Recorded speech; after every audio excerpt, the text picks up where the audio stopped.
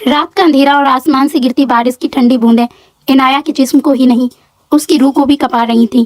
शहर के सबसे सुनसान और खौफनाक इलाके में बनी राजवंशी हवेली का लोहे का विशाल दरवाजा आज किसी जाननुम के द्वार से कम नहीं लग रहा था। इनाया की सांसें अटकी हुई थी, उसका पूरा शरीर बारिश में भीग चुका था, लेकिन उसके अंदर जो डर का तूफान उठ रहा था वह बाहर के इस तूफान से कहीं ज्यादा भयानक था। उसकी 18 साल की नासमझ बहन तारा पिछले 24 घंटों से लापता थी और आज शाम उसे एक अनजान नंबर से कॉल आया था। तुम्हारी बहन आन राजवंशी के कब्जे में है, अगर उसकी सांसें चलती हुई देखना चाहती हो तो राजवंशी हवेली में आ जाओ। आन राजवंशी, यह नाम शहर का हर इंसान खौफ से लेता था। अंडरवर्ल्ड और बिजनेस की दुनिया का बेताज बादशाह, जिसके लिए रहम सिर्फ एक कमजोरी थी और मौत का फरमान सुनाना उसकी फितरत। हवेली के बाहर खड़े भारी भरकम और हथियारों से लैस गार्ड ने इनाया को ऐसे घूरा जैसे कोई शिकार उनके जाल में खुद चलकर आ गया हो। भारी दरवाजा एक भयानक चरमराहट के साथ खुला। इनाया ने अपने कांपते कदमों से हवेली के अंदर प्रवेश किया। अंदर का नजारा बाहर से भी ज्यादा डरावना था। पूरे हॉल में गहरा सन्नाटा छाया हुआ था, लेकिन यह सन्नाटा सुकून का नहीं बल्कि मौत का था। हॉल की भव्यता और वहां की दीवारों पर टंगी महंगी पेंटिंग्स के बीच फर्श पर पसरा हुआ खून का एक ताजा लाल धब्बा इनाया की धड़कनों को बेकाबू कर रहा था। तभी उसकी नजर हॉल के बीचों बीच गई। दीदी, दीदी मुझे बचा लो। तारा की चीख ने इनाया के कानों के पर्दे फाड़ दिए। फर्श पर घुटनों के बल बैठी तारा बुरी तरह रो रही थी। उसके हाथ पीछे की तरफ बंधे हुए थे और उसके चेहरे पर खौफ साफ झलक रहा था। तारा के ठीक पीछे एक आदमी खून से लथपथ पड़ा था, फही दुश्मन, जिसे तारा ने अनजाने में पनाह दी थी। तारा, इनाया चीखी और पागलों की तरह अपनी वैन की तरफ भागी, लेकिन इससे पहले कि वह तारा तक पहुंच पाती, दो गार्ड्स ने आगे बढ़कर इनाया का रास्ता रोक लिया। इनाया छटपटाई। उसने गार्ड्स को धक्का देने की कोशिश की, लेकिन उनकी पकड़ लोहे जैसी मजबूत थी। छोड़ो मुझे, मेरी बहन को कुछ मत करना। इनाया की आवाज में दर्द और एक बेबस जिद थी। शांत रहो। एक भारी, ठंडी और रूह कपा देने वाली आवाज उस हॉल में गूंजी। यह आवाज इतनी खतरनाक थी कि हॉल का तापमान जैसे अचानक गिर गया। इनाया की छटपटाहट रुक गई और उसकी नजरें उस विंटेज लेदर सोफे की तरफ उठी जो अब तक अंधेरे में था। वहां बैठा था वह शख्स, आहान राजवंशी। उसका 32 साल का गठीला शरीर, काले रंग की महंगी शर्ट जिसकी स्लीव्स कोहनियों तक मुड़ी हुई थी और चौड़ा सीना उसके खौफनाक वजूद की गवाही दे रहा था। उसके एक हाथ में एक भारी रिवॉल्वर थी और दूसरे हाथ के पोरों पर खून लगा हुआ था। आहान ने बहुत ही इत्मीनान से अपनी रिवॉल्वर को सामने रखी, कांच की टेबल पर रखा और अपनी गहरी ठंडी आंखों से इनाया को देखा। वह नजर इतनी तेज और चुभने वाली थी कि इनाया को लगा जैसे किसी ने उसका गला घोंट दिया हो। आहान की आंखों में न कोई भाव था, न कोई गुस्सा, सिर्फ एक खौफनाक सन्नाटा जो तूफान के आने से पहले होता है। तुम्हारी इस बहन ने मेरे शिकार को भगाने की जुर्रत की है, आहान ने अपनी जगह से उठे बिना बेहद सर्द लहजे में कहा।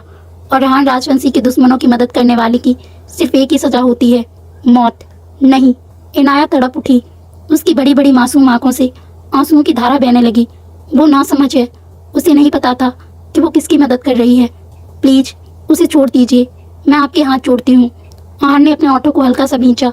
इनाया का भीगा हुआ शरीर, उसके चेहरे पर चिपकी बालों की लटें और उसकी भीगी मासूम आंखों में दिखने वाली खुददारी आहान को एक पल के लिए अजीब सी उलझन में डाल गई। उसने आज तक अपने सामने लोगों को सिर्फ गिड़गिड़ाते और कांपते देखा था, लेकिन इस नाजुक सी लड़की की आंखों में खौफ के साथ साथ अपनी बहन के लिए दुनिया से टकरा जाने की एक पागलपन भरी जिद थी। आहान धीरे से अपनी जगह से खड़ा हुआ। उसका लंबा और रौबदार कद इनाया पर एक भयानक साया डाल रहा था। वह धीमे कदमों से चलता हुआ इनाया के बिल्कुल करीब आकर खड़ा हो गया। आहान के जूतों की हर एक खटखट इनाया की धड़कनों को और तेज कर रही थी। दोनों के बीच अब सिर्फ कुछ इंच का फासला था। इनाया को आहान के कपड़ों से महंगी सिगार और ताजे खून की मिली जुली गंध आ रही थी। आहान ने अपना सिर थोड़ा झुकाया, अपनी ठंडी आंखों को इनाया की डरी हुई लेकिन खूबसूरत आंखों में गाड़ दिया और बहुत धीमी लेकिन खतरनाक आवाज में बोला, मैं कभी कोई चीज मुफ्त में नहीं छोड़ता लड़की। अगर मुझे तुम्हारी बहन की जान बख्शनी है तो बदले में मुझे कुछ ऐसा चाहिए जिसकी कीमत इस जान से भी बड़ी हो। इनाया के दिल जोरों से धड़कने लगा। आहान की नजरें जिस तरह उसके चेहरे को पड़ रही थीं, वह इनाया के अंदर एक अनजाना खौफ और बेचैनी पैदा कर रही थी। क्या क्या चाहिए आपको? इनाया के कांपते हुए होंठों से जैसे तैसे ये लफ्ज निकले। आहान के चेहरे पर एक शैतानी लेकिन जुनूनी मुस्कान आ गई। वह चलकर इनाया के और करीब आ गया। अब दोनों के बीच का फासला इतना कम था कि इनाया उसकी भारी सांसों की गर्माहट अपने भीगे और ठंडे चेहरे पर साफ महसूस कर सकती थी। बाहर आसमान से गिरती बिजली की एक तेज चमक से हॉल पल भर के लिए रोशन हुआ और उस रोशनी में इनाया ने आहान की आंखों में एक ऐसा खौफनाक सन्नाटा देखा जिसने उसकी रूह को अंदर तक कपा दिया। आहान ने अपना खून सा सना हुआ दायां हाथ धीरे से उठाया। इनाया डर के मारे पीछे हटना चाहती थी, लेकिन उसके पैर जैसे जमीन से जम गए थे। आहान की सख्त और खुरदरी उंगलियों ने इनाया की नाजुक और कांपती हुई ठुड्डी को छुआ और उसका चेहरा थोड़ा ऊपर की तरफ उठा दिया। आहान के पोरों पर लगा ताजा खून इनाया की गोरी त्वचा पर एक हल्का सा लाल निशान छोड़ गया। इनाया की धड़कनें बेकाबू हो चुकी थीं। उसकी बड़ी बड़ी मासूम आंखों में पल रहे खौफ को आहान अपनी गहरी ठंडी आंखों से पी रहा था। तुम्हें मुझे कुछ देना होगा, वह धीरे से बोला, लेकिन उसकी आवाज़ ऐसी थी कि इनाया को उसकी सांसें गले में ही अटकती महसूस हो रही थीं। मुझे क्या देना होगा? इनाया की आवाज़ उसके गले में ही घुट कर रह गई। आहान ने अपना अंगूठा इनाया के कांपते हुए निचले होंठ पर हल्का सा फेरा। यह स्पर्श इतना अचानक और बोल्ड था कि इनाया की सांसें अटक गईं। तुम, आहान की आवाज़ बेहद भारी, सर्द और रूह को कपा देने वाली थी। मुझे तुम चाहिए इनाया। इनाया की आंखें फटी की फटी रह गईं। उसे लगा जैसे किसी ने उसके कानों के पास बम फोड़ दिया हो। उसने झटके से अपना चेहरा आहान के हाथ से छुड़ाया और एक कदम पीछे लड़खड़ाई। क्या क्या मतलब है आपका? वह हकलाती हुई बोली। आहान ने अपने हाथ को वापस नीचे किया और इत्मीनान से अपनी पैंट की जेब में डाल लिया। मतलब बहुत साफ है, उसने बिना पलक झपकाए कहा। तुम्हारी इस नासमझ बहन की सांसें तभी तक चलेंगी जब तक तुम आहान राजवंशी की पत्नी बनकर मेरी इस हवेली में मेरी कैद में रहोगी, बिना किसी शर्त के, हमेशा के लिए। यह सुनते ही इनाया की पैरों तले जमीन खिसक गई।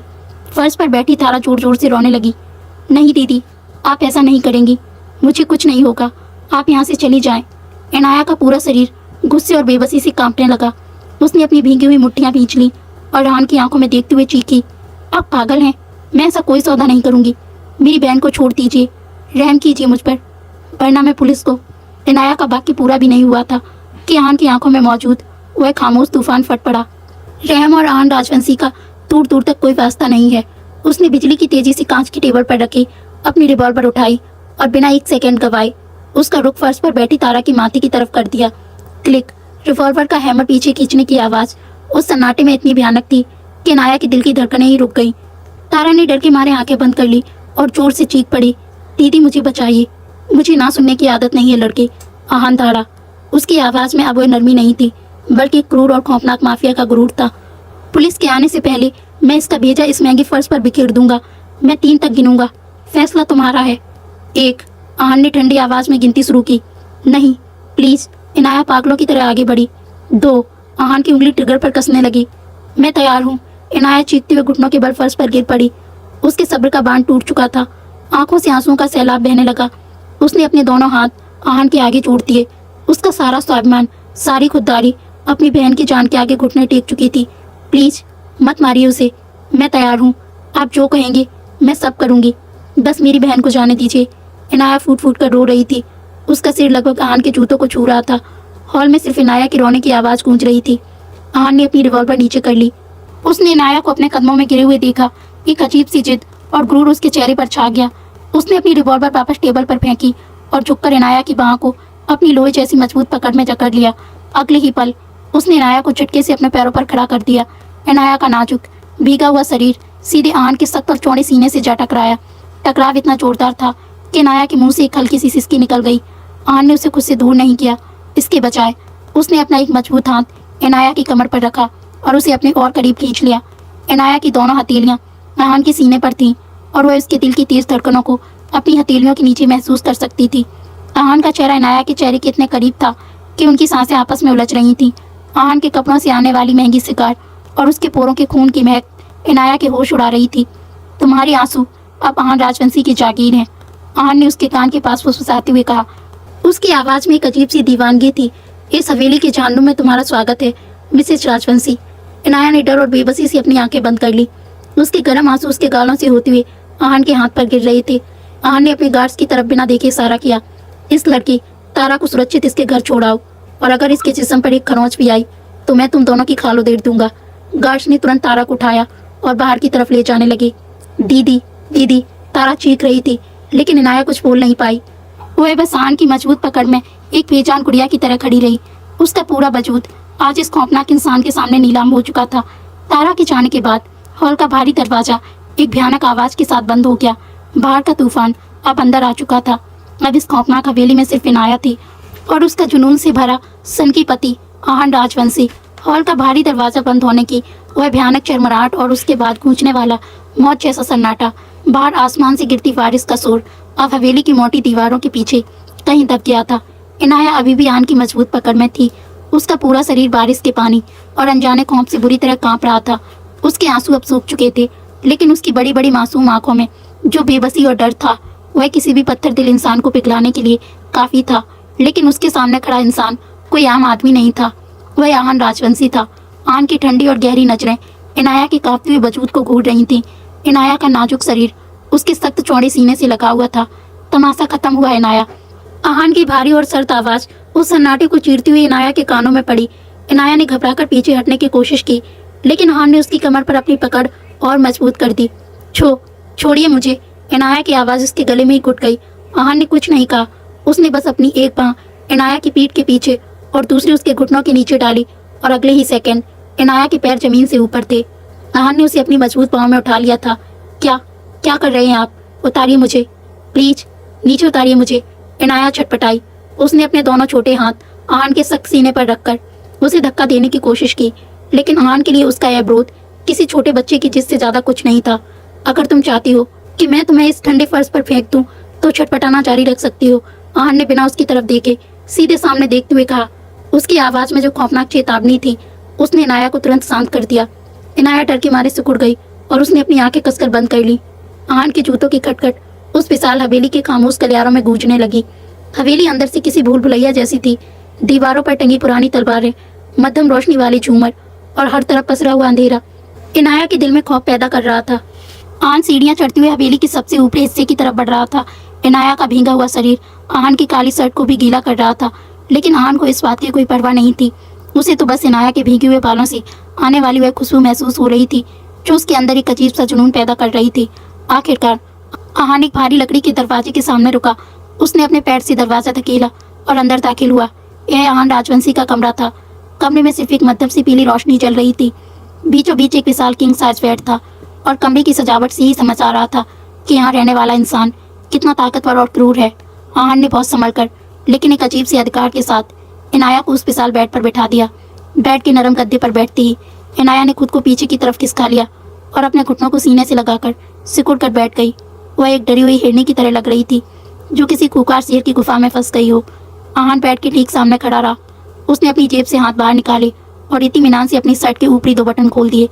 इनाया की धड़कनें इतनी तेज हो गई थी कि उसे अपना ही दिल सीने से बाहर आता हुआ महसूस हो रहा था। आहान धीरे धीरे बेड के करीब आया और उसने अपना एक घुटना बेड पर रखा। इनाया डर के मारे और पीछे खिसकना चाहती थी, लेकिन आहान ने अपने खून से सने हाथ से उसकी नाजुक कलाई को पकड़ लिया। मुझसे डरने की जरूरत नहीं है जब तक तुम मेरी जिद के खिलाफ नहीं जाती, आहान ने फुसफुसाते हुए कहा। उसने इनाया की कलाई को हल्का सा खींचा जिससे इनाया का चेहरा उसके बिल्कुल करीब आ गया।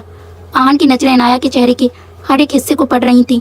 उसके चेहरे पर चिपकी गीली लटें, उसके कांपते हुए गुलाबी ओंठ और उसकी आंखों में छाई हुई नमी। यह नजरों की तपिश इतनी गहरी और बोल्ड थी कि इनाया को लगा जैसे वह आग की किसी दरिया में डूब रही हो। आहान ने अपना दूसरा हाथ उठाया और अपनी सख्त उंगलियों से इनाया के चेहरे पर चिपकी बालों की लटों को हटाया। उसकी खुरदरी उंगलियां और ठंडे पोरों का स्पर्श जैसे इनाया की गोरी और गर्म त्वचा पर हुआ। इनाया के मुंह से एक हल्की सी सिसकी निकल गई। आहान की उंगलियां उसके चेहरे से होती हुई उसकी नाजुक गर्दन तक आ गईं और वहीं ठहर गईं। कमरे का तापमान जैसे अचानक बढ़ गया था। आहान का चेहरा इनाया की गर्दन के इतने करीब था कि इनाया उसकी भारी और गर्म सांसों को अपनी त्वचा पर महसूस कर सकती थी। आहान की आंखें बंद हो गई थीं, जैसे वह इनाया की खुशबू और उसके कांपते हुए वजूद को अपनी रूह में उतार रहा हो। तुम्हारी ये कांपती हुई धड़कनें, आहान की आवाज़ अब क्रूर नहीं बल्कि एक अजीब से पागलपन और नशे से भरी हुई थी। यह मुझे याद दिला रही है कि तुम अब सिर्फ मेरी हो, मेरी कैदी, मेरी जिद, मेरी पत्नी। इनाया ने डर से अपनी आंखें बंद कर ली और एक आंसू टूटकर उसके गाल से होता हुआ आहान के हाथ पर गिर पड़ा। आहान ने झटके से अपनी आंखें खोली। उसने उस आंसू की गर्माहट को महसूस किया। कुछ पल के लिए दोनों के बीच एक गहरा, रूह को झकझोर देने वाला सन्नाटा छा गया। आहान ने धीरे से अपना हाथ इनाया की गर्दन से हटाया और सीधा खड़ा हो गया। अलमारी में कपड़े हैं, बदल लो वरना बीमार पड़ जाओगी, आहान ने अपनी पुरानी सर्द और बेरुखी वाली आवाज में कहा। बिना एक पल भी रुके वह मुड़ा और वॉशरूम की तरफ चला गया। वॉशरूम का दरवाजा बंद होते ही इनाया ने अपने चेहरे को अपने दोनों हाथों में छुपा लिया और सिसक सिसक कर रोने लगी। यह खामोश हवेली, यह जबरदस्ती का रिश्ता और आहान की वह खौफनाक नजरों की तपिश, इनाया को समझ नहीं आ रहा था कि यह उसके अंत की शुरुआत थी या किसी ऐसे तूफान की दस्तक जो उसकी पूरी दुनिया को तबाह करने वाला था। वॉशरूम का दरवाजा बंद होने की आवाज अभी भी इनाया के कानों में गूंज रही थी। सिसक सिसक कर रोते हुए उसे ऐसा लग रहा था जैसे उसकी पूरी जिंदगी इस एक रात में सिमटकर खत्म हो गई हो। कमरे में पसरा हुआ सन्नाटा उसे डरा रहा था और बाथरूम के अंदर से आ रही पानी गिरने की आवाज उसकी धड़कनों को और तेज कर रही थी। आहान राजवंशी का वो खौफनाक चेहरा, उसके पोरों पर लगा ताजा खून और नजरों की वो छुपने वाली तपिश। इनाया को अपनी नाजुक गर्दन पर अभी भी उसकी सख्त उंगलियों का स्पर्श महसूस हो रहा था। अलमारी में कपड़े हैं। आहान के सर्द अल्फाज उसे याद आए। इनाया का भीगा हुआ शरीर अब ठंड से जमने लगा था।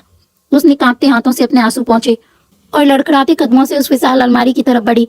अलमारी खोलने पर उसने देखा कि वहां महिलाओं के कई कीमती और डिजाइनर कपड़े रखे थे, जैसे किसी को उसके आने का पहले से अंदाजा हो। लेकिन इनाया ने उन महंगे कपड़ों को हाथ तक नहीं लगाया। उसने अलमारी के दूसरे हिस्से से आहान की एक सफेद ओवरसाइज शर्ट निकाली और ड्रेसिंग रूम में जाकर किसी तरह अपने भीगे कपड़े बदल लिए। आहान की वह शर्ट इनाया के घुटनों तक आ रही थी। शर्ट से आ रही महंगी सिगार और आहान के परफ्यूम की तेज खुशबू इनाया के दिमाग पर छा रही थी, जो उसे हर पल याद दिला रही थी कि वह अब किसकी कैद में है। जब आहान बाथरूम से बाहर आया तो उसकी नज़र कमरे के एक कोने में रखे सोफे पर गई। इनाया वहीं से कुड़कर बैठी हुई थी। उसने अपने घुटनों को सीने से लगा रखा था और उसका सिर घुटनों पर टिका था। वह गहरी नींद में नहीं थी, बल्कि डर और थकान से बेहोश सी लग रही थी। आहान की नज़र कुछ पल के लिए इनाया के नाजुक वजूद पर ठहर गई। उसकी अपनी सफ़ेद शर्ट में इनाया और भी ज़्यादा मासूम और बेबस लग रही थी। आहान ने बिना कुछ कहे कमरे की सारी लाइट्स बंद की और बेड पर लेट गया। रात कब सुबह में बदली, इनाया को पता ही नहीं चला। अगली सुबह जब हल्की सी धूप खिड़की के कांच से छनकर कमरे में आई तो इनाया की आंखें खुली। उसका पूरा शरीर अकड़ गया था। उसने घबराकर सामने बेड की तरफ देखा, लेकिन बेड खाली था। तभी उसे कमरे के साथ लगे बालकनी से आहान की भारी आवाज़ सुनाई दी। वह किसी से फ़ोन पर बात कर रहा था। आहान काले रंग के फॉर्मल ट्राउजर और नेवी ब्लू शर्ट में था। उसका रौबदार अंदाज और ठंडी आंखें सुबह की रोशनी में भी उतनी ही खौफनाक लग रही थीं। फ़ोन काट कर वह कमरे के अंदर आया। इनाया को सोफे पर सहमा हुआ देखकर आहान की आंखों में एक सख्त भाव आ गया। नीचे चलो, नाश्ते का वक्त हो गया है। आहान ने बिना उसकी तरफ देखे अपनी कलाई पर महंगी घड़ी बांधते हुए एक सर्द हुक्म दिया। इनाया अपनी जगह से नहीं हिली। रात भर का डर, बेबसी और अपनी बहन की जुदाई का दर्द अब उसके अंदर एक बगावत का रूप ले रहा था। मुझे भूख नहीं है। इनाया की आवाज़ धीमी थी, लेकिन उसमें एक अजीब सी जिद थी। आहान के हाथ घड़ी बांधते हुए रुक गए। उसने अपनी गहरी काली आंखों से इनाया को घूरा। राजवंशी हवेली में आज तक किसी ने आहान राजवंशी के हुक्म को टालने की जुर्रत नहीं की थी। मैंने तुमसे यह नहीं पूछा कि तुम्हें भूख है या नहीं। आहान की आवाज़ अब और ठंडी हो गई थी, जो किसी तूफान के आने का इशारा था। मैंने कहा, नीचे चलो। इनाया का स्वाभिमान अब उसके खौफ पर हावी होने लगा था। वह सोफे से खड़ी हुई, उसकी बड़ी बड़ी मासूम आंखों में अब डर के साथ साथ एक देखती हुई खुददारी थी। मैं कोई पालतू जानवर नहीं हूँ जो आपके हुक्म पर पूंछ हिलाते हुए पीछे पीछे आ जाऊं। इनाया की आवाज़ हल्की सी कांपी, लेकिन उसने आहान की आंखों में सीधे देखते हुए कहा, आपने मेरी बहन की जान के बदले मेरा सौदा किया है। मुझे खरीदा नहीं है। मैं आपकी कैद में हूँ, आपकी गुलाम नहीं। यह सुनते ही आहान के अंदर जैसे ज्वालामुखी फट पड़ा। एक झटके में उसने फासला तय किया और इससे पहले कि इनाया कुछ समझ पाती, आहान ने उसकी नाजुक बाह को अपने फौलादी हाथ में जकड़ा और उसे जोर से पीछे की तरफ धकेला। इनाया की पीठ सीधे कमरे की ठंडी दीवार से जा टकराई। उसके मुंह से दर्द की एक हल्की सी सिसकी निकल गई। अगले ही सेकंड आहान उसके बिल्कुल करीब था। उसने अपना एक हाथ इनाया के सिर के पास दीवार पर टिका दिया और दूसरे हाथ से उसकी बाह को और कसकर जकड़ लिया। इनाया का छोटा और नाजुक शरीर आहान के चौड़े और सख्त सीने के बीच पूरी तरह कैद हो चुका था। तुम्हारी यह खुददारी और तुम्हारी यह जवान, आहान फुसफुसाया। लेकिन उसकी आवाज़ में जो खौफनाक गुरूर था वह किसी भी इंसान की रूह कपाने के लिए काफ़ी था। इसे अपने ही अंदर दफन कर लो इनाया, क्योंकि आहान राजवंशी की हवेली में सिर्फ मेरी मर्जी चलती है। तुम्हारा हर एक आंसू, तुम्हारी हर एक सांस और तुम्हारा यह वजूद अब सिर्फ मेरी जागीर है। आहान का चेहरा इनाया के चेहरे के इतने करीब था कि उसकी गर्म खोलती हुई सांसें इनाया के गालों से टकरा रही थीं। इनाया का दिल पसलियां तोड़कर बाहर आने को बेताब था। धड़कनें इतनी तेज थीं कि आहान उन्हें अपने सीने से टकराता हुआ महसूस कर सकता था। इनाया डर से कांप रही थी, लेकिन इस बार उसने अपनी नजरें नहीं चुराईं। आहान की खौफनाक आंखों में देखते हुए इनाया की आंखों से आंसुओं की 2 बूंदें छलक पड़ीं। वे गर्म आंसू उसके गोरे गालों से फिसलते हुए आहान के उस हाथ पर गिरे जिसने उसकी बाह को जकड़ रखा था। उन आंसुओं की गर्माहट और इनाया की आंखों में दिख रही उस बेबस मासूमियत ने आहान के अंदर कुछ ऐसा कर दिया जो उसने ज़िंदगी में पहली बार महसूस किया था। उसकी पकड़ जो इनाया की बाह को तोड़ने पर आमादा थी, अचानक ढीली पड़ गई। आहान ने इनाया की भींगी हुई पलकों, कांपती हुई गुलाबी होठों और उसकी आंखों में छिपे उस दर्द को देखा जो उसके अपने क्रूर हाथों ने दिया था। आहान का पत्थर जैसा सख्त दिल पहली बार किसी अजीब सी चुभन से हिल गया। कुछ पलों के लिए दोनों के बीच सिर्फ खामोशी थी, एक ऐसी खामोशी जिसमें सिर्फ उलझी हुई सांसों और बेकाबू धड़कनों का शोर था। आहान ने धीरे से अपना हाथ इनाया की बाह से हटा लिया। इनाया की गूढ़ी त्वचा पर आहान की उंगलियों के लाल निशान साफ उभर आए थे। उन निशानों को देखकर आहान की आंखों में एक पल के लिए उलझन सी दिखाई दी। उसने बिना एक शब्द कहे इनाया को वहीं छोड़ दिया और भारी कदमों से कमरे का दरवाजा खोलकर बाहर निकल गया। इनाया वहीं दीवार के सारे फर्श पर बैठ गई और अपने घुटनों में सिर देकर फूट फूट कर रोने लगी। उसे समझ नहीं आ रहा था कि यह इंसान क्या है, एक खौफनाक परिंदा या एक ऐसा तूफान जिसके अंदर जाने कौन सी खामोशी छुपी थी। और वह यह नहीं जानती थी कि बाहर हवेली में आहन के दुश्मनों की एक बहुत बड़ी साजिश उसके और आहन के इस नए उलझे हुए रिश्ते का इंतजार कर रही थी। दीवार के सारे फर्श पर बैठी इनाया की सिसकियां उस विशाल खामोश कमरे में गूंज रही थीं। आहन गुस्से और उलझन में कमरे से बाहर चला गया था। इनाया की गोरी और नाजुक त्वचा पर आहन की उंगलियों के लाल निशान अभी भी उसकी क्रूर पकड़ की गवाही दे रहे थे। इनाया अपने घुटनों में सिर छिपाए बस यही सोच रही थी कि क्या उसकी पूरी जिंदगी अब इसी खौफ और आंसुओं के साए में बीतेगी। हवेली में वैसे भी मौत जैसा सन्नाटा रहता था, लेकिन आज यह सन्नाटा कुछ ज्यादा ही डरावना लग रहा था। इनाया अभी भी असुरक्षित है, इस बात का उसे जरा भी अंदाजा नहीं था, क्योंकि राजवंशी हवेली की सुरक्षा में एक छोटी सी भी चूक दुश्मनों के लिए किसी बड़े मौके से कम नहीं थी। अचानक हवेली के पिछले हिस्से से शीशा टूटने की एक भयानक आवाज आई। इनाया झटके से उठी, उसकी धड़कनें तेजी से दौड़ने लगी। उसने अपने कांपते हाथों से आंसू पोंछे और दरवाजे की तरफ देखा। सीढ़ियों पर भारी जूतों की खटखट सुनाई दे रही थी, और यह खटखट आहन के जूतों की नहीं थी। कदमों की आवाज कई लोगों की थी जो तेजी से उसी कमरे की तरफ बढ़ रहे थे। इससे पहले कि इनाया भागकर दरवाजा अंदर से लॉक कर पाती, कमरे का भारी दरवाजा एक जोरदार लात से खुला और दीवार से जा टकराया। दरवाजे पर 3 खूंखार आदमी खड़े थे, उनके हाथों में चमकते हुए हथियार और चेहरे पर एक क्रूर मुस्कान थी। इनाया डर के मारे पीछे खिसकते हुए फिर से दीवार से जा लगी। उसकी सांसें अटक गई थीं। तो यही है आहन राजवंशी की नई कमजोरी। सबसे आगे खड़े आदमी ने अपनी गन का रुख इनाया की तरफ करते हुए एक भद्दी मुस्कान के साथ कहा, सुना था राजवंशी का कोई दिल नहीं है, लेकिन इस नाजुक सी गुड़िया को देखकर लगता है कि उसने अपना दिल हार दिया है। आज इसे खत्म करके आहन का गुरूर हमेशा के लिए तोड़ देंगे। नहीं, दूर रहो मुझसे। इनाया की आवाज़ खौफ से कांप रही थी। उसने पास रखी एक कांच की फूलदान को अपने बचाव के लिए उठा लिया, लेकिन उन आदमियों के सामने उसका यह विरोध बिल्कुल नाकाफी था। एक आदमी ने इनाया की तरफ कदम बढ़ाया और गन का ट्रिगर दबाने ही वाला था कि धड़ाक, एक गोली उस आदमी के हाथ को चीरती हुई निकल गई। उसकी गन फर्श पर गिर पड़ी और वह दर्द से चीखते हुए पीछे हटा। दरवाजे के पास मौत का दूसरा नाम खड़ा था, आहन राजवंशी। आहन की आंखों में अब वो पुरानी ठंडक बेरुखी नहीं थी, बल्कि एक ऐसा खौफनाक और देखता हुआ तूफान था जिसे देखकर मौत भी रास्ता बदल ले। आहन का वहशी और खौफनाक रूप अब सामने आ चुका था। उसकी शर्ट के बटन खुले थे, पसीने और गुस्से से उसका चौड़ा सीना फूल रहा था, और उसके हाथ में उसकी रिवॉल्वर थी जिससे अभी भी धुआं निकल रहा था। आहन राजवंशी की जागीर पर नजर डालने की तुम्हारी जरूरत कैसे हुई? आहन की आवाज़ किसी भूखे शेर की धार जैसी थी। कमरे में मौजूद बाकी दुश्मनों ने तुरंत अपनी गन आहन की तरफ घुमाई। गोलियों की धड़धड़ाहट से कमरा गूंज उठा। इनाया ने चीखते हुए अपने कान बंद कर लिए और फर्श पर सिकुड़ गई। आहन के लिए यह सिर्फ एक लड़ाई नहीं थी, यह उसकी जिद और उसकी इज्जत का सवाल था। वह बिजली की तेजी से आगे बढ़ा। उसने एक दुश्मन की गोली से बचने के लिए छलांग लगाई और अपनी रिवॉल्वर से सीधा उसके माथे के बीचों बीच गोली मार दी। फर्श खून से लाल हो गया। तीसरा और आखिरी दुश्मन, जो इनाया के बेहद करीब खड़ा था, समझ गया कि वह आहन से नहीं जीत सकता। उसने खौफ में अपनी गन सीधे इनाया की तरफ कर दी। पीछे हट राजवंशी, वरना इसका बेचा उड़ा दूंगा, वह चिल्लाया। इनाया की आंखें फटी की फटी रह गईं।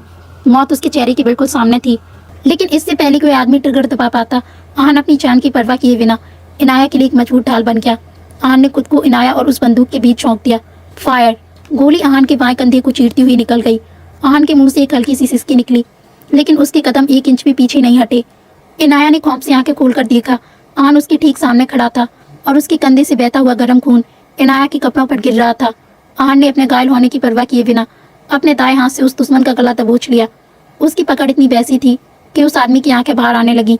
आहन ने उसे हवा में उठा लिया और उसके कान के पास फुसफुसाते हुए, लेकिन एक दहकते हुए गुरूर के साथ कहा, अपने आकाओं से जाकर कह देना दोबारा इस लड़की की तरफ आंख उठाकर देखने की जुर्रत ना करे।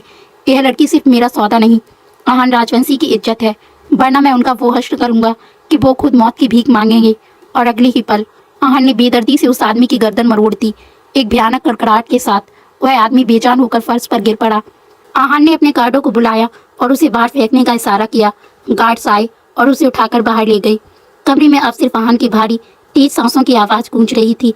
पूरे कमरे में बारूद और ताजे खून की महक फैल गई थी। आहन का बायां हाथ लहूलुहान था। इस पूरे खौफनाक मंजर को देखकर इनाया का पूरा शरीर बुरी तरह कांप रहा था। आहन ने धीरे से मुड़कर इनाया की तरफ देखा। उसकी आंखें, जो अभी तक दुश्मनों के लिए वैसी थी, इनाया को देखते ही एक अजीब सी बेचैनी से भर गईं। इनाया दीवार से लगी बैठी थी। उसके चेहरे पर आहन के खून की कुछ छींटें थीं। पहली बार इनाया को इस क्रूर इंसान की आंखों में अपने लिए एक ऐसी पागलपन भरी फिक्र दिखी जिसने उसके अंदर के सारे खौफ को एक अनजाने से जज्बात में बदल दिया। आहान लड़खड़ाता हुआ इनाया के करीब आया और उसके सामने घुटनों के बल बैठ गया।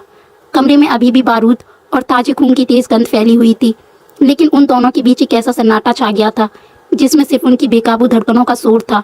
इनाया दीवार से लगी बैठी थी, उसका पूरा शरीर अभी भी खौफ से कांप रहा था। उसने अपनी बड़ी बड़ी मासूम और डरी हुई आंखों से सामने बैठे इंसान को देखा। यह वह अयान राजवंशी नहीं था जिसने कल रात एक क्रूर सौदे में उसकी जिंदगी खरीद ली थी। यह एक ऐसा वहशी रक्षक था जिसने अभी अभी मौत के मुंह में खुद को झोंक कर उसकी जान बचाई थी। आहान की गहरी काली आंखों जो दुश्मनों की जान लेते वक्त सोले उगल रही थी, अब इनाया के चेहरे पर टिकी थी। उन आंखों में एक अजीब सी तड़प और बेचैनी थी। चोट चोट तो नहीं लगी तुम्हें? आहान की आवाज भारी थी और उसमें एक ऐसी अनजानी सी फिक्र थी जिसने इनाया की दिल की गहराइयों को छू लिया। इनाया ने धीरे से ना में अपना सिर हिलाया। उसकी आंखों से आंसुओं की एक और गर्म धार बह निकली। तभी उसकी नजर आहान के बाएं कंधे पर गई, जहां से लगातार खून बहकर उसकी शर्ट को भिगो रहा था। फर्श पर आहान के खून की बूंदें टपक रही थीं। आपका खून? इनाया के कांपते होंठों से जैसे तैसे अल्फाज निकले। आहान ने अपने घाव की तरफ एक नजर भी नहीं देखा। उसने उठने की कोशिश की, लेकिन बहुत ज्यादा खून बह जाने की वजह से उसका शरीर लड़खड़ा गया। उसने अपना दायां हाथ दीवार पर टिकाया ताकि वह गिर ना पड़े। आहान का यह लड़खड़ाना इनाया के अंदर के बचे कुचे खौफ को भी खत्म कर गया। एक अजीब सी तड़प पर इंसानियत ने उसे अपनी जगह से उठने पर मजबूर कर दिया। इनाया ने आगे बढ़कर अपने दोनों छोटे और कांपते हाथों से आहान के अनघायल दाएं बाजू को थाम लिया। आहान ने चौंक कर उसकी तरफ देखा। इनाया का यह पहला अपनी मर्जी से किया गया स्पर्श था। आप बैठिए, आपका बहुत खून बह रहा है, इनाया ने उसे सहारा देते हुए कहा और उसे बहुत संभाल कर बेड के किनारे पर बैठा दिया। आहान चुपचाप उसकी बात मान गया। उसका सारा गुरूर, सारी ताकत जैसे इस नाजुक लड़की के इन कांपते हाथों के आगे हार गई थी। इनाया ने भागकर कमरे के एक कोने में रखा फर्स्ट एड किट उठाया और लेकर आई। बेड के पास आकर वह आहान के ठीक सामने खड़ी हो गई। दोनों के बीच फासले बहुत कम थे। इनाया के हाथ पूरी तरह कांप रहे थे। उसने हिम्मत करके आहान के खून से सनी शर्ट के खुले हुए बटनों को पकड़कर शर्ट को उसके चौड़े सीने से नीचे सरकाया। आहान के सख्त, गठीले और गर्म सीने का स्पर्श जैसे ही इनाया की उंगलियों से हुआ, उसकी धड़कनें बेकाबू होने लगी। इनाया ने रुई कॉटन को एंटीसेप्टिक में भिगोया और बहुत नरमी से आहान के कंधे के गहरे घाव को साफ करने लगी। घाव बहुत गहरा था, लेकिन आहान के चेहरे पर दर्द की एक सिकन तक नहीं थी। उसे दर्द महसूस ही नहीं हो रहा था, क्योंकि उसका पूरा ध्यान सिर्फ और सिर्फ इनाया पर था। आहान अपनी ठंडी लेकिन अभी अजीब से नशे से भरी आंखों से इनाया के झुके हुए चेहरे को देख रहा था। इनाया जब भी घाव साफ करते हुए आगे की तरफ झुकती, तो उसकी गर्म और उलझी हुई सांसें आहान के खुले सीने और गर्दन से टकराती।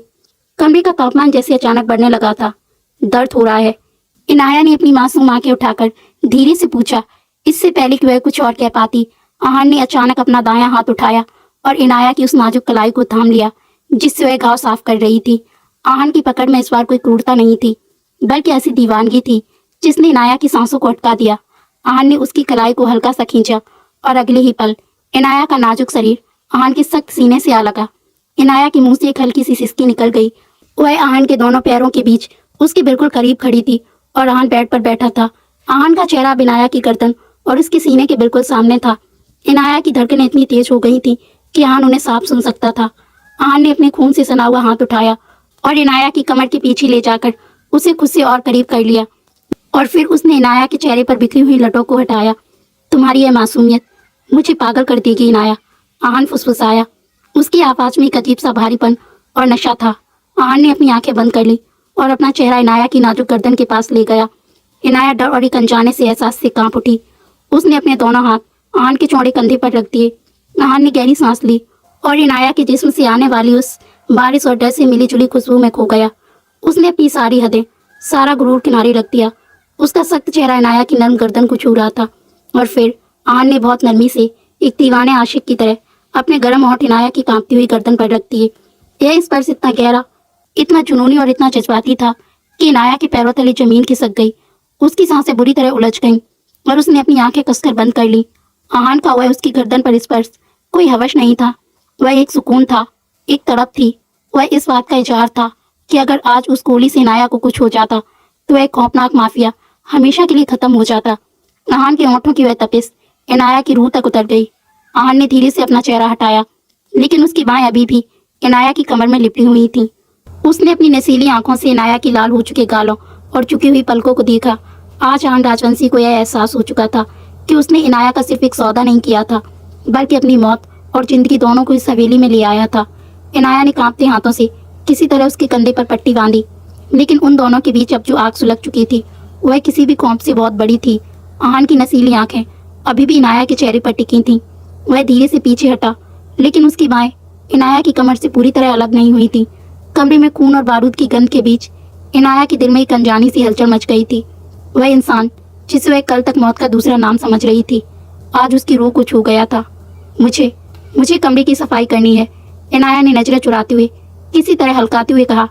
उसकी आवाज़ में एक अजीब सी झिझक थी। आहान ने कुछ नहीं कहा, वह बस हल्का सा मुस्कुराया, एक ऐसी मुस्कान जो उसकी ठंडी आंखों में बहुत कम दिखाई देती थी। तुम रहने दो, नौकर कर लेंगे। उसने इनाया की कमर से हाथ हटाया और उठ खड़ा हुआ। हालांकि उसका शरीर अभी भी कमजोर था, लेकिन उसका गुरूर लौट आया था। वह कमरे से बाहर चला गया। अगले कुछ दिन हवेली में अजीब सी खामोशी। आहान का घाव धीरे धीरे भर रहा था और इनाया अनजाने में ही उसकी परवाह करने लगी थी। वह छुप छुप कर उसे देखती और जब भी आहान की नजरें उससे मिलती वह घबरा कर नजरें झुका लेती। दोनों के बीच एक अनका भावनात्मक जुड़ाव बन गया था। इनाया को लगा था कि शायद इस खौफनाक इंसान के सीने में भी एक दिल धड़कता है जो सिर्फ उसके लिए फिक्र करता है। लेकिन राजवंशी हवेली की दीवारें सिर्फ खामोश नहीं बल्कि राज और साजिशें भी छुपाती थी।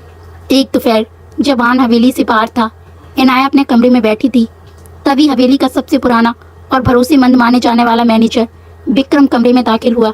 उसका चेहरा गंभीर था और उसकी आंखों में एक अजीब सी कुटिलता थी। माफ़ी चाहता हूँ मिस इनाया, अगर मैंने आपको परेशान किया हो, विक्रम ने सिर झुकाते हुए कहा, लेकिन उसकी आवाज़ में कोई सम्मान नहीं था। क्या बात है विक्रम जी? इनाया ने उलझन में पूछा। विक्रम ने दरवाज़ा बंद किया और इनाया के करीब आ गया। मैं बस आपको हकीकत से रूबरू कराने आया हूँ। आप बहुत मासूम हैं इनाया जी। आपको लगता है कि आहान साहब ने आपकी जान बचाई तो वह आपसे मोहब्बत करते हैं। इनाया का दिल जोर से धड़का। आप क्या कहना चाहते हैं? आहान राजवंशी कभी किसी से मोहब्बत नहीं करते, वह सिर्फ खेलना जानते हैं। यह सब उनका एक खेल है इनाया जी, विक्रम ने उसके दिमाग में जहर भरते हुए कहा। उन्हें बस नई चीज़ों का शौक है। आपकी वह बहन तारा, उसे फंसाना, आप पर हुए हमले की साजिश रचना, यह सब उसी खेल का हिस्सा था। वह सिर्फ आपका गुरूर तोड़ना चाहती थी। आप उनके लिए सिर्फ एक खिलौना है जिसे जब चाहे वह इस्तेमाल कर सकते हैं। इनाया के पैरों तले जमीन खिसक गई। विक्रम के शब्द उसके कानों में पिघले हुए शीशे की तरह गूंज रही थी। झूठ, आप झूठ बोल रहे हैं, इनाया चीखी, लेकिन उसकी आवाज़ में वो यकीन नहीं था। झूठ? तो फिर सोचिए, आहान साहब के इतने कड़े पहरे के बीच वो दुश्मन हवेली के अंदर कैसे आ गई? क्या आपको नहीं लगता कि यह सब जानबूझकर किया गया था ताकि वह आपके सामने हीरो बन सकें और आपकी हमदर्दी जीत सकें? विक्रम ने एक कुटिल मुस्कान के साथ कहा और वहाँ से चला गया। इनाया वहीं फर्श पर धम्म से बैठ गई। उसके दिमाग में एक तूफान उठ खड़ा हुआ था। आहान का वो सौदा, तारा पर तानी गई वो रिवॉल्वर, और फिर अचानक उसका वो जुनूनी स्पर्श। क्या यह सब सच में एक खेल था? इनाया का दिल टूट चुका था। जिस इंसान पर वो भरोसा करने लगी थी, उसने उसकी मासूमियत का मजाक उड़ाया था। उसके अंदर का सारा डर अब गुस्से में बदल गया। उसका स्वाभिमान जाग उठा था। शाम को जब आहान लौटा तो हवेली में अजीब सा सन्नाटा था। वह सीधे कमरे में गया। इनाया वहीं खिड़की के पास खड़ी थी। उसका चेहरा आंसुओं से भीगा हुआ था, लेकिन उसकी आंखों में एक दहकती हुई आग थी। क्या हुआ? आहान ने उसकी तरफ बढ़ते हुए पूछा। उसकी आवाज़ में हमेशा की तरह वो फिक्र थी जो अब इनाया को एक फरेब लग रही थी। दूर रहिए मुझसे, इनाया चीखी और पीछे हट गई। आहान के कदम वहीं रुक गई। उसकी भौएं चढ़ गईं। यह क्या बदतमीजी है इनाया? बदतमीजी? बदतमीजी तो आपने की है मेरे जज्बातों के साथ, मेरी मासूमियत के साथ। इनाया की आवाज़ में खुददारी और दर्द का सैलाब था। आपने मुझे सिर्फ एक खिलौना समझ रखा है ना? मेरे डर, मेरे आंसुओं का मजाक उड़ाने के लिए आपने वो पूरा खेल रचा। उन दुश्मनों को आपने ही बुलवाया था। आहान का चेहरा पत्थर जैसा सख्त हो गया। उसकी आंखें खौफनाक और ठंडी हो गईं। तुम जानती भी हो तुम क्या कह रही हो? हाँ, मैं अच्छे से जानती हूँ कि मैं क्या कह रही हूँ। आप एक खौफनाक दरिंदे हैं आहान राजवंशी। आपने मुझे खरीदा था और आप मुझे सिर्फ अपनी हवस और जिद का जरिया मानते हैं। इनाया ने अपने स्वाभिमान के लिए आहान के खिलाफ बगावत कर दी थी। आहान का खून खौल उठा। उसकी आंखें लाल हो गईं। उसने एक झटके में इनाया की बांह पकड़ी और उसे अपनी तरफ खींचा। इनाया का छोटा और नाजुक शरीर आहान के चौड़े और सख्त सीने के बीच पूरी तरह कैद हो चुका था। तुम्हारी हिम्मत कैसे हुई आहान राजवंशी पर उंगली उठाने की? आहान की दाढ़ से पूरा कमरा गूंज उठा। अगर तुम सोचती हो कि मैं तुम्हारे जज्बातों से खेल रहा हूँ तो हाँ, मैं खेल रहा हूँ, क्योंकि तुम मेरी कैदी हो, मेरी जिद हो, और मेरी जिद के खिलाफ जाने का अंजाम बहुत बुरा होता है। इनाया ने उसकी आंखों में देखते हुए जवाब दिया। तो मार दीजिए मुझे, लेकिन मैं आपका खिलौना बनकर नहीं जीऊंगी। आन ने उसकी बाह को झटके से छोड़ दिया। उसका सीना गुस्से से ऊपर नीचे हो रहा था। उसने एक नज़र इनाया की भींगी हुई लेकिन निडर आंखों पर डाली। वो कुछ पल वहीं खड़ा रहा और फिर एक भयानक खामोशी के साथ कमरे से बाहर निकल गया। इनाया वहीं जमीन पर गिर पड़ी और फूट फूट कर रोने लगी। उसे नहीं पता था कि यह गलतफहमी उन दोनों को किस खतरनाक मोड़ पर ले जाने वाली थी। उसे नहीं पता था कि उसका यह कदम आन के उस खौफ को जगाने वाला था जिससे वो खुद भी अनजान था। कमरे का वह भयानक सन्नाटा इनाया को अंदर तक काट रहा था। फर्श पर बैठी इनाया की आंखों से आंसू रुकने का नाम नहीं ले रहे थे। विक्रम के शब्द उसके कानों में पिघले हुए शीशे की तरह गूंज रहे थे। खिलौना, खेल, हवस।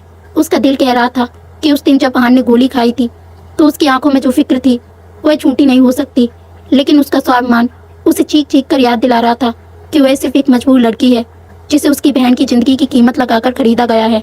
नहीं, मैं किसी जिद का खिलौना बनकर नहीं रहूंगी। इनाया ने अपने कांपते हाथों से आंसू पोंछे। उसकी बड़ी बड़ी मासूम आंखों में अब एक ऐसी बगावत और खुददारी थी जो किसी भी तूफान से टकराने को तैयार थी। बाहर रात गहरी हो चुकी थी। आसमान में फिर से काले बादल घिराए थे और तेज बारिश शुरू हो गई थी। हवेली में मौत जैसा सन्नाटा पसरा था। इनाया ने दबे पांव कमरे का दरवाजा खोला।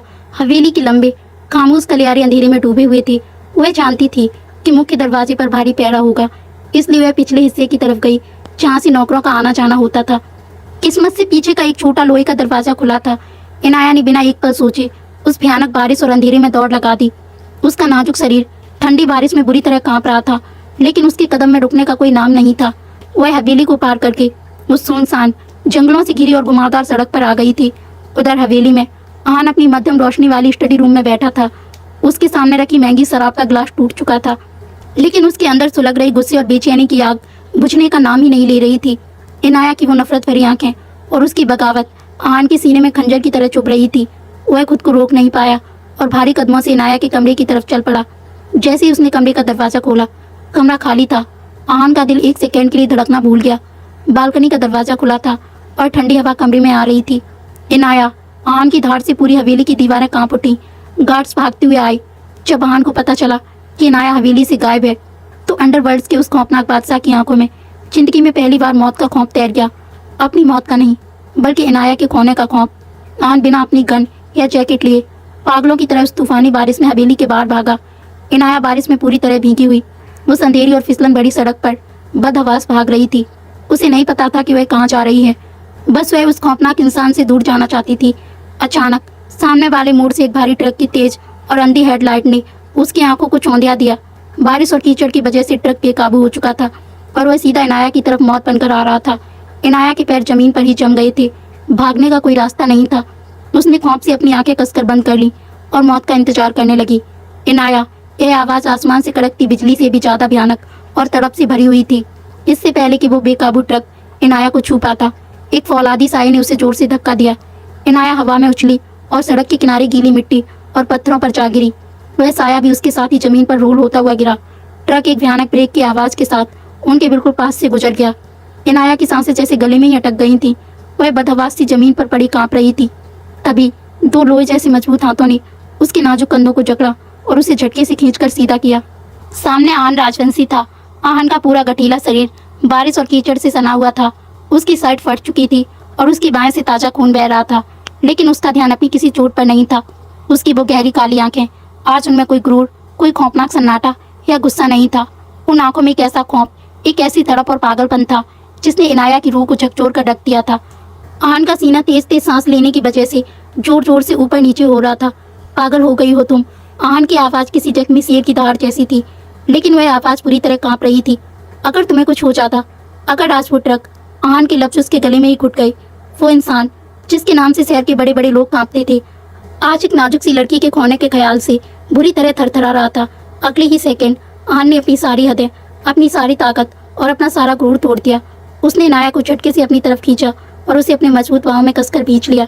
यह कोई जबरदस्ती नहीं थी, यह एक ऐसी तड़प थी जैसे कोई डूबता हुआ इंसान अपनी आखिरी सांस को जकड़ रहा हो।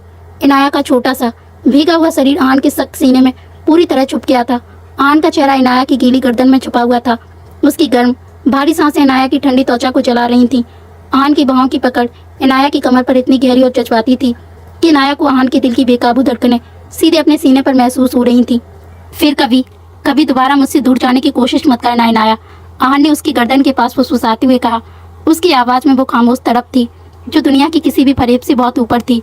तुम्हें पता है, जब मैंने कमरे का दरवाज़ा खोला और तुम कमरे में नहीं थी तो मेरी जैसी जान ही निकल गई थी। इनाया के हाथ जो आहान को धक्का देने के लिए उठे थे हवा में ही रुक गए। उस एक पल में आहान के उस कांपते हुए हाथों और जिस्म के स्पर्श और उसकी सांसों की उस तपिश ने इनाया के अंदर बैठे विक्रम के सारे जहर को धो डाला। उसे समझ आ गया कि यह कोई खेल नहीं था। एक खौफनाक इंसान उससे वो इश्क कर बैठा था जिसकी हदें बेहद खतरनाक और जुनूनी थी। इनाया की आंखों से फिर से गर्म आंसू छलक पड़े, लेकिन इस बार ये आंसू नफरत के नहीं बल्कि उस अनजाने से सुकून के थे जिसने आज दोनों दिलों की सारी दीवारें गिरा दी थी। आसमान से गिरती बारिश की ठंडी बूंदें उनके जिस्मों को भिगो रही थी, लेकिन आहान की भौं की उस गहरी और जज्बाती पकड़ में जो आग थी वह दुनिया की हर ठंडक से ज्यादा तेज थी। आहान का चेहरा अभी भी इनाया की गीली गर्दन में छुपा हुआ था। उसकी भारी सांसें इनाया की रूह को गर्माहट दे रही थीं। कुछ पलों तक सड़क पर सिर्फ बारिश का शोर और उन दोनों की बेकाबू धड़कनों की आवाज़ थी जो अब एक ही लय में धड़क रही थी। आहान ने धीरे से अपना चेहरा उठाया। उसकी नसीली काली आंखों में आज कोई बेरुखी नहीं थी बल्कि एक ऐसी दीवानगी थी जिसमें इनाया को खुद को डूबता हुआ महसूस कर रही थी। आहान ने बिना एक लफ्ज कहे इनाया को अपनी फौलादी बाहों में उठा लिया। इनाया ने भी अनजाने में अपने दोनों हाथ आहान की गर्दन में डाल दिए और अपना सिर उसके चौड़े सीने पर टिका दिया। हवेली तक का सफर एक गहरे सन्नाटे में तय हुआ। जब आहान इनाया को अपनी बाहों में उठाई हवेली के मुख्य दरवाजे से अंदर दाखिल हुआ तो सारे गार्ड्स की नजरें झुक गईं। आहान ने किसी की तरफ नहीं देखा। उसकी मंजिल सिर्फ उसका कमरा था। वह कमरे की तरफ बढ़ा। कमरे का दरवाजा पैर से धकेलकर उसने अंदर कदम रखा और दरवाजा बंद कर दिया। मध्यम पीली रोशनी में कमरा बिल्कुल खामोश था। आहान ने इनाया को बहुत नरमी से बेड के किनारे पर बिठाया। इनाया ठंड और जज्बातों के तूफान से बुरी तरह कांप रही थी। आहान खुद भी भीगा हुआ था। उसकी शर्ट कीचड़ और खून से सनी थी, लेकिन उसे अपनी कोई फिक्र नहीं थी। वह तुरंत बाथरूम की तरफ गया और एक नरम सूखा तौलिया लेकर वापस लौटा। आहान इनाया के बिल्कुल सामने आकर खड़ा हो गया। उसने अपने सख्त हाथों से बहुत ही प्यार और फिक्र के साथ इनाया के भीगे बालों को तौलिए से पोंछना शुरू किया। आहान राजवंशी, वो इंसान जिसके एक इशारे पर सैर चल सकता था, आज एक डरी हुई लड़की के बाल पहुंच रहा था। इनाया अपनी बड़ी बड़ी मासूम आंखों से आहान के इस रूप को देख रही थी। विक्रम ने कहा था। इनाया के कांपते होंठों से अचानक आवाज निकली कि मैं सिर्फ आपका एक खिलौना हूँ, एक खेल हूँ। आहान के हाथ रुक गए। उसने तौलिया एक तरफ फेंका और इनाया के बिल्कुल करीब उसके घुटनों के पास बैठ गया। उसने अपने दोनों हाथों से इनाया के ठंडे और कांपते हुए हाथों को अपनी मुट्ठी में थाम लिया और उन्हें अपने होठों से लगा लिया। विक्रम गद्दार था इनाया। आहान की आवाज़ में एक अजीब सा भारीपन था। उसे उसकी गद्दारी की सज़ा मिल जाएगी, लेकिन मैं भी कहाँ कोई फरिश्ता हूँ। हाँ, मैं तुम्हें एक जिद के तहत इस हवेली में लाया था। मैंने सोचा था कि मैं तुम्हारा सारा गुरूर तोड़ दूंगा, लेकिन आहान ने नजरें उठाकर इनाया की भीगी हुई आंखों में देखा।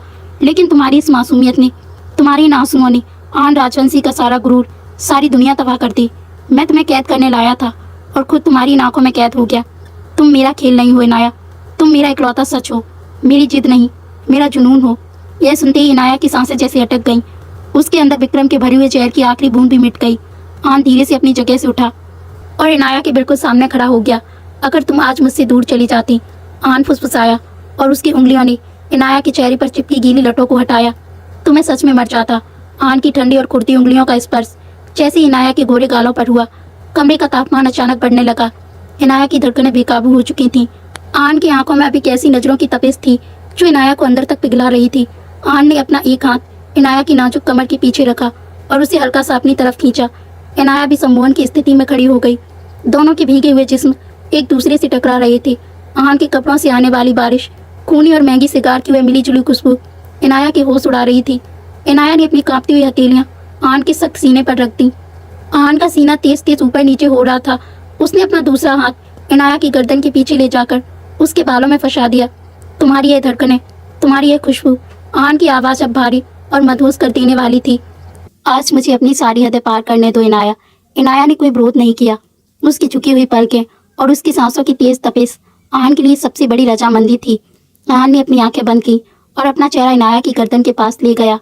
उसने गहरी सांस खींचकर इनाया की उस खुशबू को अपने अंदर उतारा और फिर बहुत गहराई और दीवानगी के साथ अपने नरम ओठ इनाया की कांपती हुई नाजुक गर्दन पर रख दिए। इनाया के मुंह से एक हल्की सी मदहोश कर देने वाली सिसकी निकल गई। उसने अपने हाथ आहान की शर्ट में कसकर जकड़ लिए। आहान का वह चुंबन कोई आम स्पर्श नहीं था। वह उसकी बरसों की तड़प, उसके खौफनाक इश्क और उसके जुनून का इजहार था। आहान के ओंठ इनाया की गर्दन से होते हुए उसके चेहरे तक आ गए। उसने इनाया की आंखों से बहते एक आंसू को अपने होठों से चूम लिया। अगले ही पल आन ने अपने होठ इनाया के कांपते हुए गुलाबी होठों पर रख दिए। यह मिलन इतना गहरा, इतना जुनूनी और इतना जज्बाती था कि इनाया के पैरों तले जमीन खिसक गई। वह पूरी तरह आन की फौलादी बाहों में झूल गई। आन ने उसे खुद से अलग किए बिना बहुत संभल कर उसे पीछे की तरफ धकेला और दोनों उस विशाल बेड के नरम गद्दे पर गिर गए। बाहर तूफानी बारिश हो रही थी, लेकिन कमरे के अंदर एक अलग ही आग सुलग चुकी थी। आन ने इनाया के सारे कपड़े उसके शरीर से अलग कर दिए और कुछ ही पल में उसने इनाया के जिस्म पर से आखिरी लिबास भी हटा दिया और वह उसके वजूद में पूरी तरह समा गया था। इनाया के मुंह से एक दर्द भरी सिसकी निकल गई। उसने आन की पीठ को दोनों हाथों से जकड़ लिया। उसकी उंगलियां इनाया के गर्दन और उसके पूरे जिस्म पर घूम रही थीं, जबकि आन के ऐसा करने से इनाया को अपनी सांसें रुकती हुई महसूस हो रही थी। जैसे ही आन को इस बात का एहसास हुआ, इनाया, तुम्हें ज़्यादा दर्द तो नहीं हो रहा? उसने मदहोशी में पूछा। नहीं, इनाया धीरे से बोली। आज शहर का वह ताकतवर माफिया एक मासूम लड़की के इश्क में पूरी तरह पनाह मांग रहा था। उस रात राजवंशी हवेली के उस खामोश कमरे ने देखा कि कैसे दो धड़कनें एक हुईं और कैसे इश्क की सारी खतरनाक हदें टूट गईं। उनका वह मिलन सिर्फ दो जिस्मों का नहीं, बल्कि एक अटल विश्वास और मुकम्मल मोहब्बत का इजहार था। बाहर तूफान अब थम चुका था और अगली सुबह की सुनहरी धूप कमरे की खिड़की से छनकर उस विशाल बेड पर पड़ रही थी। इनाया की आंखें धीरे धीरे खुली। रात की वह आग, वह जुनून और वह टूटी हुई हदें, सब कुछ एक खूबसूरत ख्वाब जैसा लग रहा था, लेकिन यह ख्वाब नहीं था। इनाया का सिर आन के चौड़े खुले सीने पर टिका था और आन की एक फौलादी बाँ अभी भी इनाया की नाजुक कमर से लिपटी हुई थी। इनाया ने अपना चेहरा हल्का सा उठाया। आन जाग रहा था। उसकी गहरी काली आंखें, जिनमें कभी सिर्फ खौफनाक सन्नाटा हुआ करता था, आज एक अजीब से सुकून और दीवानगी के साथ इनाया के चेहरे को निहार रही थीं। आन ने अपने सख्त हाथ की उंगलियों से इनाया के चेहरे पर बिखरी लटों को कानों के पीछे किया। तुम्हें सोते हुए देखना मेरी जिंदगी का सबसे खूबसूरत नजारा है। आन की भारी और सर्द आवाज में आज एक अनजानी सी नरमी थी। इनाया के गाल शर्म और रात की उन जज्बाती यादों से लाल हो गई। उसने नजरें झुका ली, लेकिन आन ने अपनी उंगली से उसकी ठुड्डी को उठाया और उसके कांपते गुलाबी होठों पर एक बहुत हल्का लेकिन गहरा चुंबन अंकित कर दिया। मैं अभी आता हूँ, आन ने धीरे से कहा। जैसे ही आन बेड से उठा, उसका वह आसिफ वाला रूप पीछे छूट गया। उसने अपनी काली शर्ट पहनी, उसे बिना बटन लगाए ही छोड़ा और अपनी भारी सिर पर रिवॉल्वर उठा ली। एक ही पल में वह फिर से अंडरवर्ल्ड का बेताज और खौफनाक बादशाह आन राजवंशी बन चुका था। इनाया ने घबराकर पूछा, आप कहाँ जा रहे हैं? आन दरवाजे पर रुका। उसने अपनी ठंडी नजरें इनाया पर डाली और कहा, हवेली में कुछ कचरा जमा हो गया है इनाया, उसे साफ करना जरूरी है। 10 मिनट बाद हवेली के तहखाने में मौत का सन्नाटा पसरा था। मैनेजर विक्रम को एक कुर्सी से बांध कर रखा गया था। उसका चेहरा डर से सफेद पड़ चुका था। जैसे ही आन ने तहखाने में कदम रखा, वहां का तापमान जैसे शून्य से नीचे गिर गया। आन के जूतों की खटखट विक्रम की मौत की उल्टी गिनती जैसी लग रही थी। आन साहब, मुझे माफ कर दीजिए, विक्रम गिड़गिड़ाया। आन उसके बिल्कुल सामने आकर खड़ा हो गया। उसने अपनी रिवॉल्वर की नली विक्रम के माथे पर टिका दी। उसकी आंखों में कोई रहम नहीं था, सिर्फ एक देखता हुआ गुरूर था। तुमने मेरे दुश्मनों को हवेली में घुसने का रास्ता दिया, यहाँ तक कि मैं तुम्हें शायद ही गोली मारकर छोड़ देता। विक्रम, आन की आवाज किसी भूखे शेर की खामोश तार जैसी थी।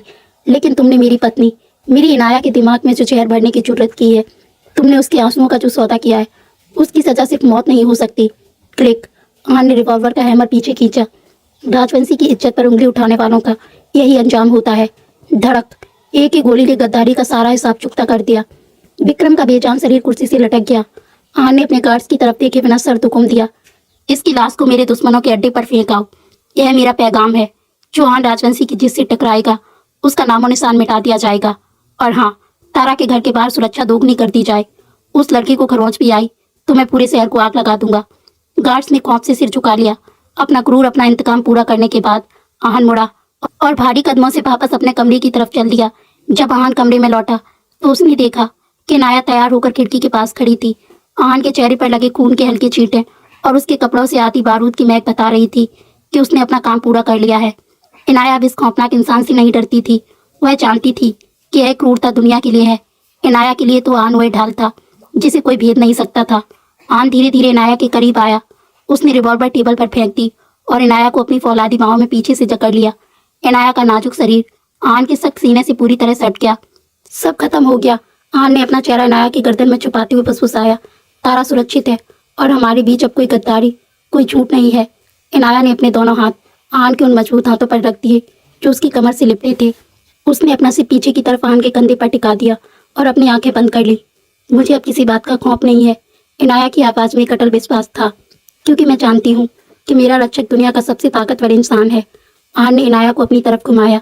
उसने अपनी नसीली और जुनूनी आंखों से इनाया के चेहरे को देखा। उन आंखों में अब से भी एक अटूट मोहब्बत थी। मैं तुम्हें एक खौफनाक जिद समझकर इस हवेली में लाया था इनाया। आन ने अपने गर्म होंठ इनाया के माथे पर रखते हुए कहा, लेकिन तुमने मुझे इंसान बना दिया। मेरी खौफ दुनिया के लिए है, लेकिन मेरे लिए धड़कनें यह सिर्फ तुम्हारी जागीर है। इनाया की आंखों से खुशी का एक आंसू छलक पड़ा। आन ने उस आंसू को अपने होठों से चूम लिया और अगले ही पल दोनों के होंठ एक गहरे और सुकून भरे चुंबन में उलझ गए। उनकी सांसों की वह तपिश, उनका वह स्पर्श और राजवंशी हवेली का वह खामोश कमरा इस बात की गवाही दे रहा था कि जब जिद और क्रूर मोहब्बत के आगे घुटने टेक देते हैं तो वह इश्क अपनी सारी खतरनाक हदें पार करके पूरी तरह मुकम्मल हो जाता है। आन और इनाया का यह सफ़र सिर्फ एक सौदे का अंत नहीं था, बल्कि एक ऐसी दास्तां की शुरुआत थी जिसे दुनिया हमेशा खौफ और दीवानगी के नाम से याद रखेगी। तो दोस्तों, ये थी इनाया और आन की कहानी हम तेरे दीवाने। आपको ये कहानी कैसी लगी? अगर कहानी अच्छी लगी तो प्लीज़ आप हमारे वीडियो को लाइक करें, और अगर आपको ऐसी कहानियाँ सुनना अच्छा लगता है तो आप हमारे चैनल को सब्सक्राइब जरूर करें, ताकि आपको ऐसी प्यारी प्यारी और ब्यूटीफुल सी कहानियाँ सुनने को मिलती रहें।